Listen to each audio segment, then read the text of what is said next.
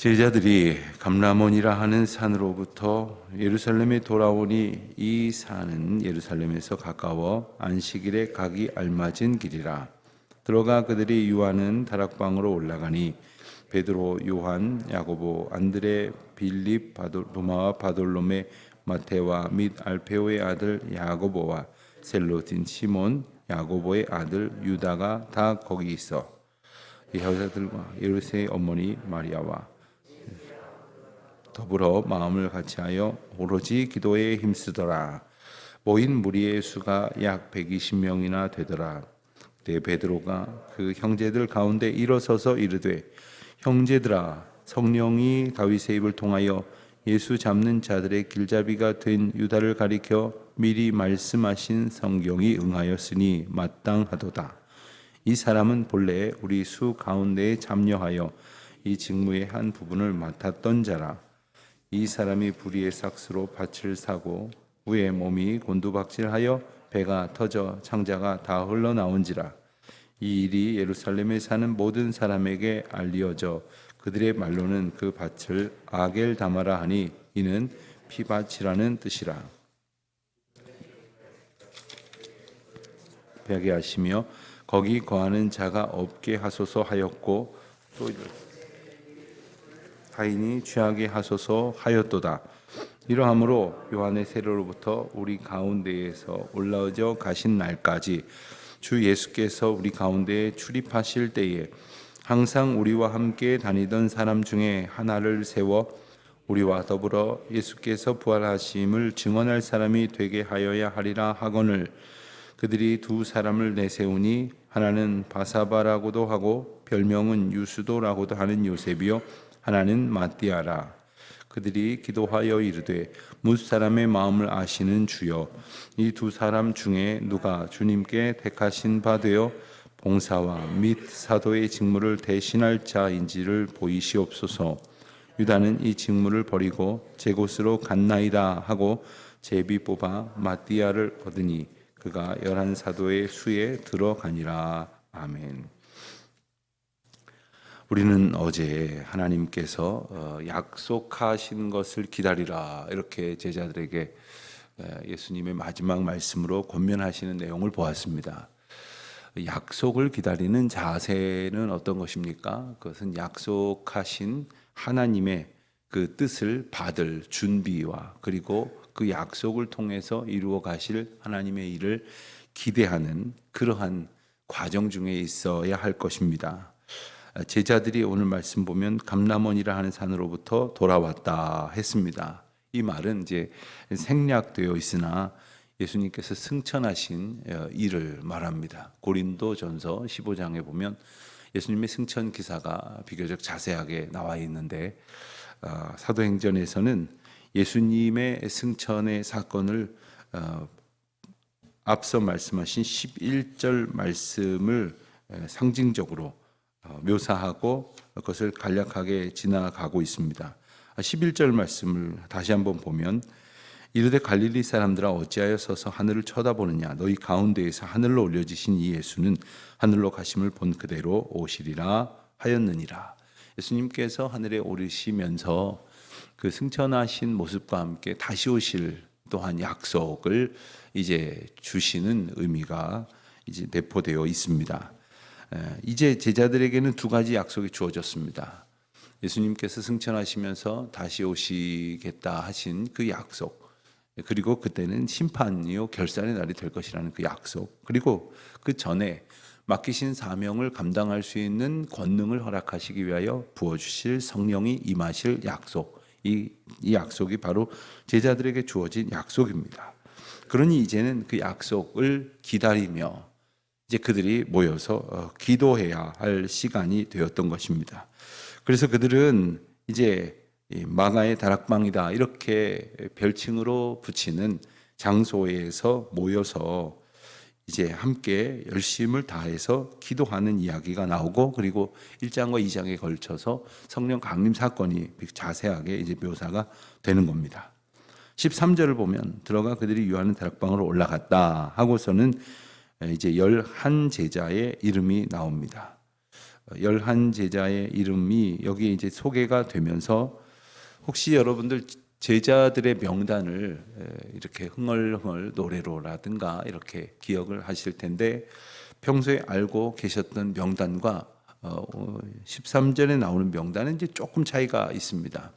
평소에 알던 그 노래로 부르시는 거에는 베드로와 그 다음에 안드레, 야고보, 요한, 빌립, 바돌로메, 도마와 마테, 또 알페오의 아들 되는 야고보와 시몬, 다데오, 가론이라다. 뭐 이렇게 이름을 이렇게 흔히 외우곤 했는데 오늘 말씀에 나오는 이 명단은 조금 다릅니다. 특별히 제일 앞서서 언제나 베드로와 안드레, 야고보, 요한 이렇게 복음서에서는 주로 예수님의 제자 명단이 이렇게 나올 때 주로 그런 순서로 이렇게 등장을 했는데 아마도 이제 초대교회 공동체 안에서 이제 3장에 가서 좀 더 베드로와 요한이 함께 활약을 하는 내용을 우리가 보게 될 텐데요.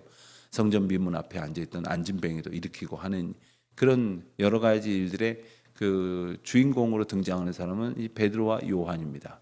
이 베드로와 요한을 중심으로 해서 제자들 가운데에 먼저 좀 선도적으로 그 사역을 감당하는 사람들이 이렇게 두드러지게 되는 것을 감안해 보면 이제 뭔가 조금 이제 제자들 사이에서의 그 역할 내지는 이제 대표성의 어떤 의미가 조금씩 변화되고 있다는 것을 이제 느끼게도 되는 그런 단서가 바로 13절이기도 합니다.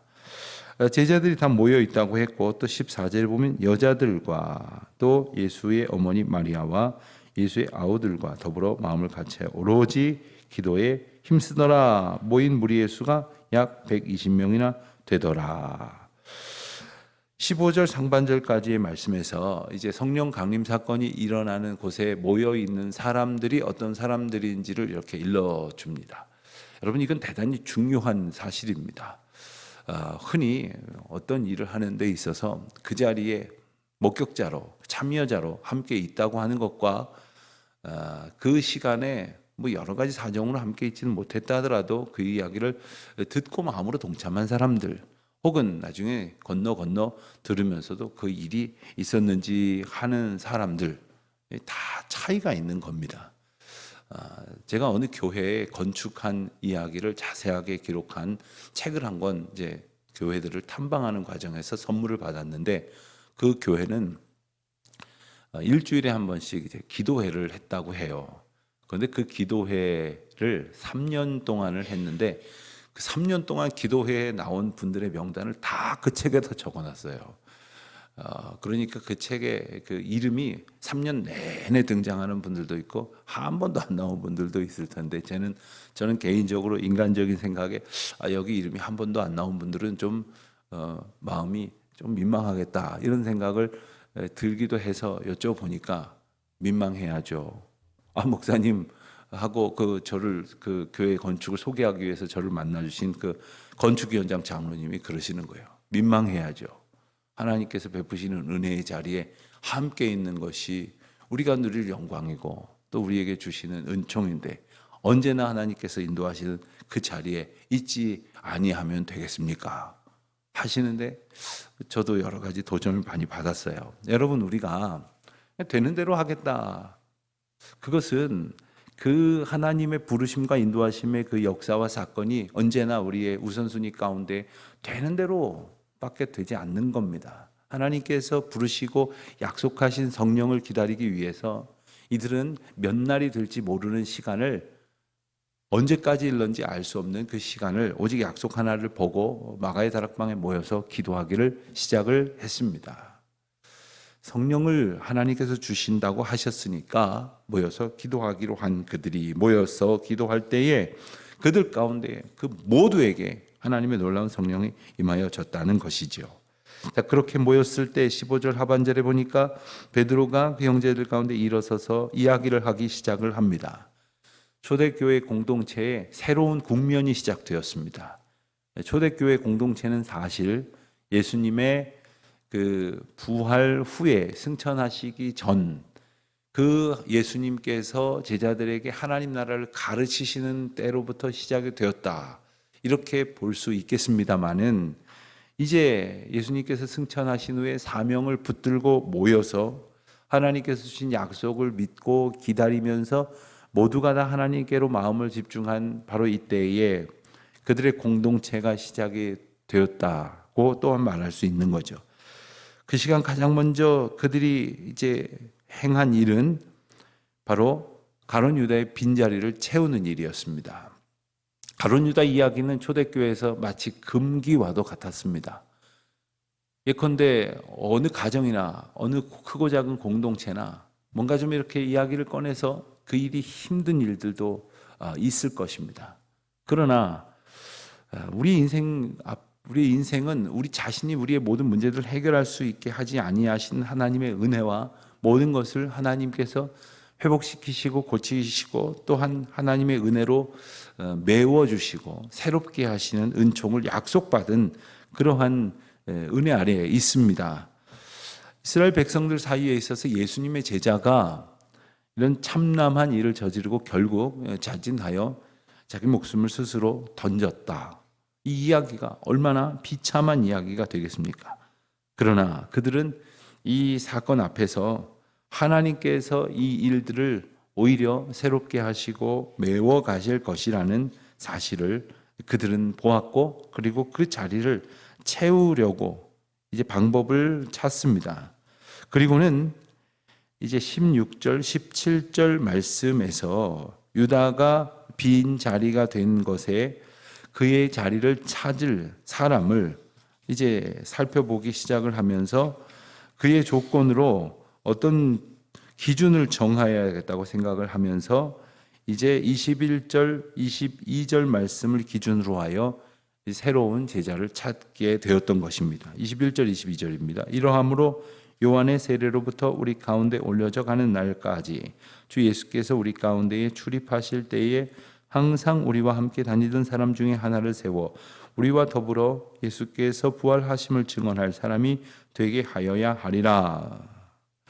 자, 새로운 제자의 조건은 예수님의 부활하심을 증언할 사람이었습니다. 우리랑 친한 사람, 우리가 아는 사람, 혹은 우리보다 능력 있는 사람, 혹은 이런 특기가 있는 사람. 자, 가룟 유다가 회계 업무를 맡았으니까 회계 업무를 맡을 사람, 그러니까 회계학과 나온 사람 찾아오자. 회사에서 격리 파트의 유경험자 이런 사람 찾아오자. 이런 우리 가운데 어떤 능력을 보완해야 되니까 그런 능력을 찾아보자. 제자들에게 요구되어졌던 것은 예수님을 따르는 제자의 삶을 살아가느냐이고, 그리고 예수님은 떠나셨지만 그 가르치심과 주신 사명을 따라서 살아가고자 하는 그러한 중심이 주님 가운데에 온전히 들여진 자이냐 하는 것이겠죠. 그러기 위해서는, 증언할 사람이 되기 위해서는 어제도 말씀을 함께 나눴지만 예수님께서 말씀하신 것을 듣고 또 예수님께서 베푸신 이적과 이끌어 가르쳐 주신 하나님 나라에 대해서 보고 듣고 아는 것이 있는 사람이어야 하겠다 하는 겁니다. 그래야만 증인이 될 수 있는 것 아닙니까? 그래서 이런 기준을 가지고 그들이 두 사람을 내세웠습니다. 그리고 그 중에 한 사람을 제비 뽑아서 11사도의 수에 포함을 시켜서 이제 12를 채우게 되었던 것이죠.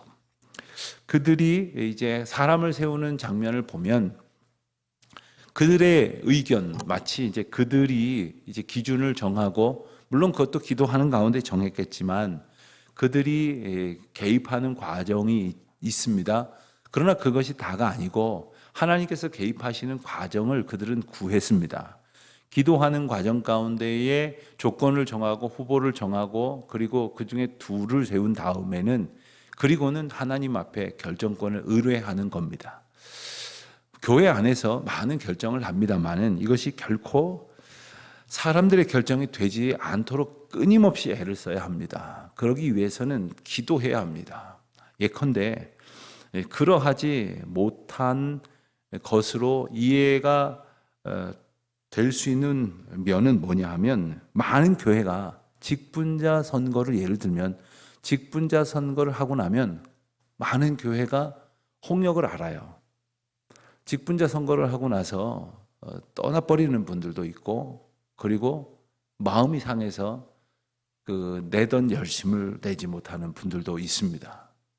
그것은 그 모든 과정을 하나님의 간섭하심과 인도하심을 의뢰하기보다는 인간적인 방법으로 접근하였던 것이 더 강했을 것이라는 추정을 조심스럽게 할 수밖에 없습니다. 아니, 선거를 해가지고 교회가 찢어지고 갈라질 거면 그건 해서 뭐합니까? 그렇게 해서 사람을 세우면 뭐하고, 그렇게 해서 뭔가를 결정하면 뭐합니까? 교회가 하나님 앞에서 하나 되고 또한 하나님의 은혜를 잘 받아 그 사명을 감당하지 못하게 만드는 일들이 벌어질 것을 알면서 어떻게 그 일을 반복할 수 있습니까? 그러니 이런 모든 과정 앞에서 하나님의 영광이 드러날 수 있도록 오래 기도해야 합니다. 그리고 마음을 다해서 하나님 앞에 중심을 드려야 합니다. 그렇지 못할 거면 그 하나님 앞에 드리는 기도와 나름의 준비가 될 때까지 서둘러서는 안 됩니다. 특별히 사람들의 마음을 드러내는 가운데 이것이 하나님의 인도하시는 뜻이 되어지기를 간절히 기도하는 마음이 있어졌기에 12제자의 한 사람을 뽑는 일이라는 게 얼마나 중요한 일이겠습니까? 이후에 이 모든 일들은 이 사도들을 중심으로 해서 되어지는 일이죠. 그러나 성경은 이 아름다운 과정을 통해서 부족한 것이 메워지는 그러한 은혜를 우리에게 일깨워 줍니다. 그렇습니다. 우리가 공동체를 이루고 서로 협력하여 많은 일들을 하지만 얼마나 부족한 것이 많겠습니까? 이 부족한 것을 메워주신 하나님의 은혜를 구하는 마음으로 언제나 내가 결정을 하는 듯 하지만 하나님의 인도하심을 구하고 또 하나님께 모든 걸 다 맡기는 것이 아니라 내가 감당해야 될 수고를 감당하는 그 가운데 하나님께서 인도하시는 은혜와 우리의 순종이 맞닿아 하나님의 영광을 나타내는 복이 우리 모두의 삶에 그리고 우리 교회와 공동체와 이 나라 이민족 가운데 특별히 이 어려운 시기에 놓여있는 한국 교회에 넘쳐날 수 있도록 언제나 하나님의 뜻을 겸손히 구하는 저와 여러분이 되시기를 주님의 이름으로 축원드립니다. 기도하겠습니다. 하나님 아버지 감사합니다.